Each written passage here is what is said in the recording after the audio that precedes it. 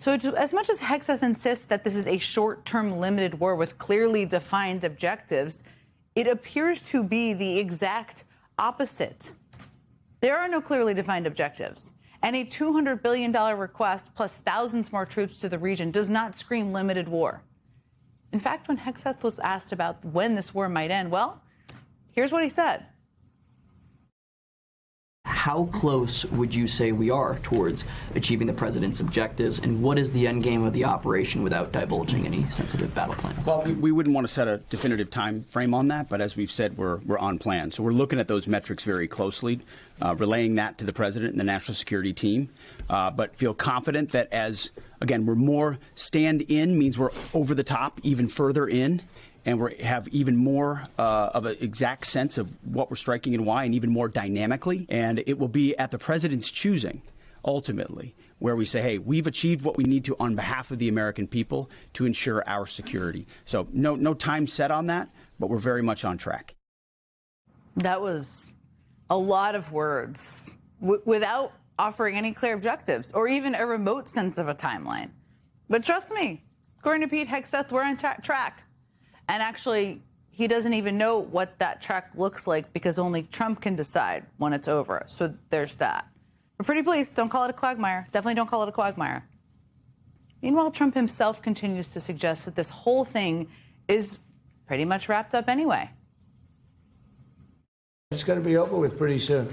We've obliterated their Navy. We've obliterated their just about everything there is to obliterate, including leadership. Their Navy's gone, their Air Force is gone, their anti-aircraft equipment is gone. We're flying wherever we want, Pete. We have nobody even shooting at us. According to Trump, we're flying wherever we want. Nobody's even shooting at us. Well, you will not be shocked to learn that was likely another lie.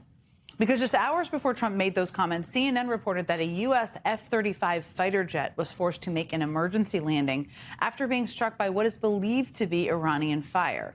And that's according to two people familiar with the matter. But Trump says nobody's even shooting at us.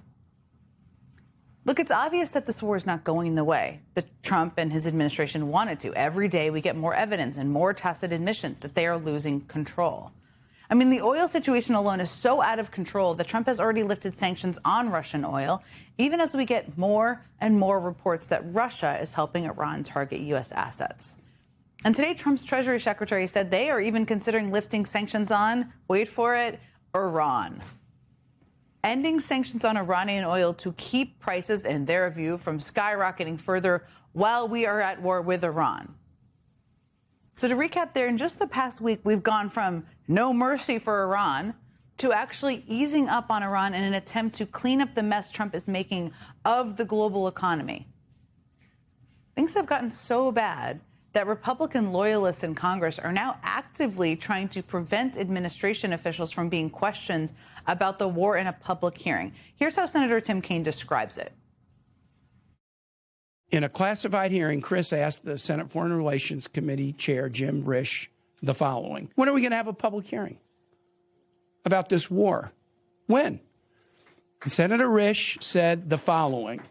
I have decided that we will not have public hearings because I do not believe the administration's decision makers should be subject to public questioning by senators. That's exactly what any administration waging any kind of war overseas should be subject to. Answering questions in front of the public to the Senate. But the chairman of the Senate Foreign Relations Committee does not want Trump's advisors to be questioned about this war. They are afraid of scrutiny.